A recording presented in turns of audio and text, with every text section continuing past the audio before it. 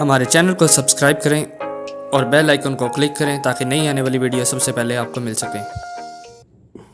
बिस्मिल्लाहिर्रहमानिर्रहीम। ये जी एग्ज़ी के लिए हमने बॉक्स बनाया है। ये ऊपर से इसकी वेंटिलेशन है, एक इस साइड से भी वेंटिलेशन है गर्मियों में ब्रीड लेने के लिए, ठीक है। और मैंने पीछे से भी रखवा दी है, ये देखें, तीनों तरफ से वेंटिलेशन है। और फ्रंट से ये ऐसे है,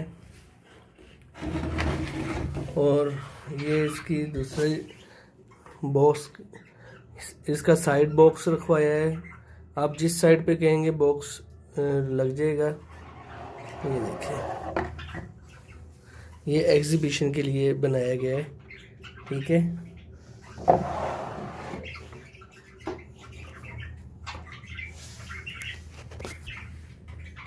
ये ऐसे बंद हो गया, सर्दियों में ये बंद करने के लिए है, गर्मियों में ब्रीड लेने के लिए ये खोल दिया गया है।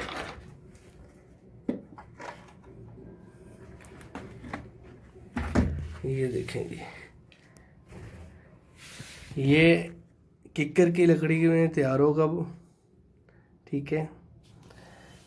650 रुपये में हम तैयार करके देते हैं। कार्गो अवेलेबल है पूरे आल पाकिस्तान में। जिस साहब को चाहिए हो वो इनबॉक्स में रब्ता कर सकता है जी। अल्लाह हाफिज़।